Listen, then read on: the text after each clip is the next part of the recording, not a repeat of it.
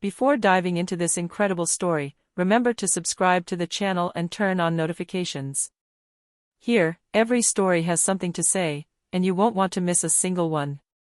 Silence hung heavy in the execution room. Each tick of the clock sounded like a prayer suspended in the air. In the electric chair, Elias Brown, a black man in his 40s, stared at the cold ceiling of the state penitentiary.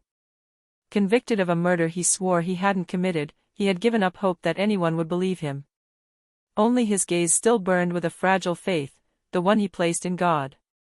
The head warden, a hard-faced white man named Frank Doyle, stepped forward, reading the ritual words in a mechanical voice. Elias Brown, you have been found guilty of the murder of Margaret Hill. Do you have any final words? Elias closed his eyes. His voice trembled. God knows I am innocent. And he will not allow me to leave like this. A discreet snicker could be heard among the witnesses behind the glass. Frank gave the signal. The switch was lowered. High-voltage silence. No spark. No smell of burning. The machine had just broken down. The technicians busied themselves and restarted the generator. Second attempt. Third. Fourth. With each attempt, the current refused to flow. After the 8th attempt, panic spread through the room. Frank, livid, was trembling slightly. Elias, however, remained calm. He looked the guard in the eyes and murmured, I told you. God knows I'm innocent. A few minutes later, an unexpected call came in from the governor. DNA evidence found at the crime scene had just changed everything. The oppressive silence of the penitentiary could not mask the agitation that now reigned.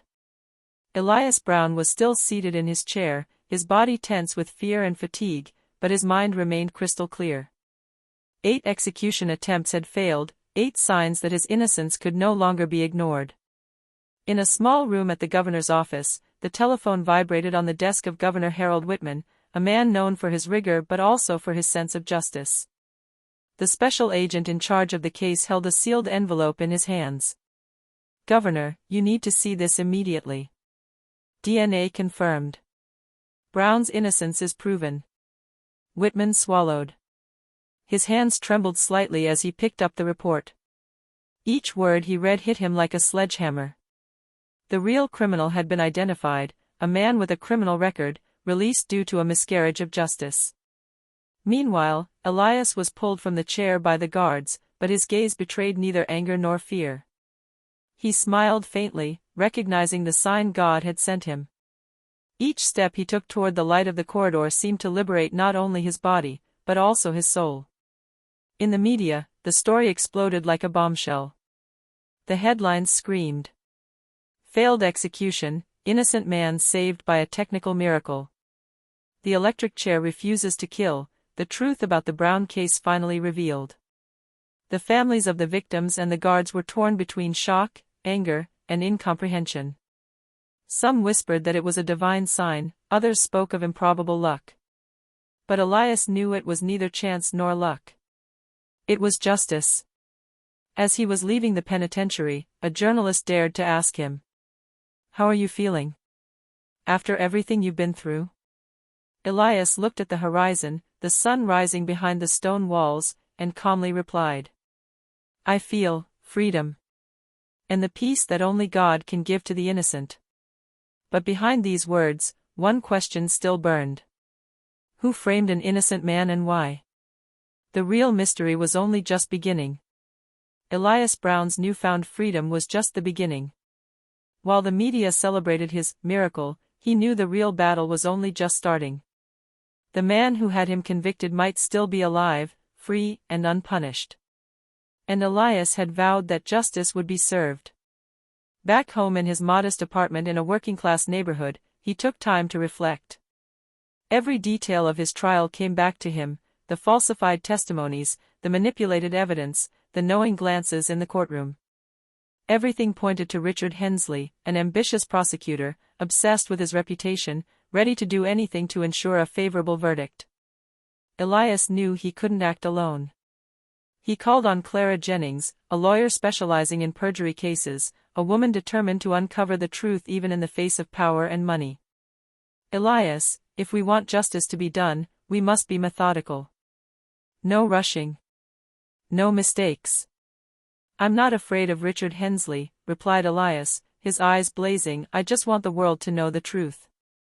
Their investigation began with simple cross-checks, forgotten witnesses, ignored reports, neglected evidence. And little by little, a web of lies emerged. Hensley had manipulated the investigation to cover up the real killer, Leonard Kells, a notorious criminal whom even the police had underestimated. But as Elias and Clara got closer to the truth, the danger grew. Anonymous threats, disturbing phone calls, and even an attempted burglary at his apartment reminded them that Hensley had allies everywhere. They know we're getting close to something, Clara murmurs, pay attention to every move. Despite his fear, Elias remained impassive. Each obstacle only strengthened his resolve. He remembered the electric chair, which had failed 8 times. 8 times. A sign that justice, even when it seemed broken, could be restored. And as the sun set over the city, Elias knew the moment of confrontation was approaching. Hensley and Kells could not escape the truth forever. The question was, were they ready to pay the price for their crimes before divine, and human, justice caught up with them? Elias Brown was no longer afraid. Fear had been burned away by 8 failed attempts at the electric chair, by 3 long years of injustice, and by the certainty that God was guiding his steps. That night, in an abandoned warehouse on the outskirts of town, he would finally confront the men who had destroyed his life. Richard Hensley, the ambitious prosecutor, was there, his hands trembling despite his mask of confidence. Beside him stood Leonard Kells, the real killer, a cruel smile on his lips. They thought they could intimidate Elias, but they didn't know the silent strength of a man unjustly convicted. Elias Brown, Crotcha Hensley, you should never have survived that execution. Elias looked at him calmly, fire in his eyes. I am alive because the truth never dies. And you, Hensley, will finally answer for your crimes. Clara Jennings, working discreetly behind the scenes, had a complete dossier, DNA evidence, falsified testimonies, incriminating messages. Every piece of the puzzle was ready to expose Hensley and Kells to the world. Kells sneered. You think a few pieces of paper are going to scare me? You're already dead to me. But Elias, with calm determination, stepped forward. Perhaps I died for you, but for justice, I am alive. A tense argument erupted. Hensley tried to manipulate Elias, to threaten him, but every word he uttered backfired. Clara then pulled out the file and opened it in front of them, revealing evidence upon evidence. Hensley's eyes widened, his arrogance crumbling under the weight of the truth.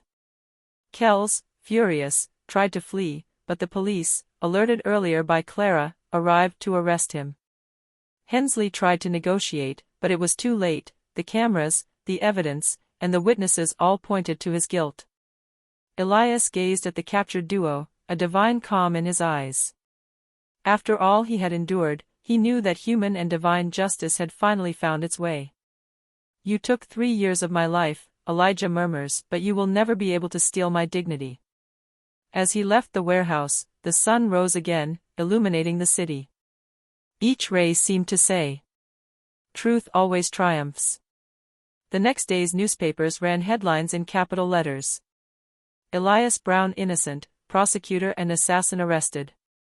The miracle of the electric chair, truth triumphs. For Elias, it wasn't media fame that mattered, but rebuilding his shattered life. After years of unjust imprisonment, he could finally breathe freely, each step in the street reminding him that he had survived injustice. With Clara Jennings by his side, he set about rebuilding not only his reputation, but also his life. The deep, silent psychological wounds were there, but he had learned to face them with courage. Meanwhile, Hensley and Kells faced the consequences. Hensley was disbarred, prosecuted for forgery and complicity in murder. Kells, the real criminal, spent the rest of his life behind bars, unable to escape justice. Elias also found allies among the families he had once met in prison, witnesses who had believed in him and supported him despite everything. Little by little, a community formed around him, founded on justice and forgiveness. One morning, sitting on a park bench, Elias looked at the sky and murmured, "God knew I was innocent. He gave me a second chance, and I will never waste it." For the first time in a long time, he smiled fully. Fear, anger, and despair had been replaced by peace and determination. He knew life would go on, but this time, he would live it fully, free and proud. And deep in his mind still echoed the lesson engraved in his soul: truth always triumphs in the end, even in the face of the deepest darkness.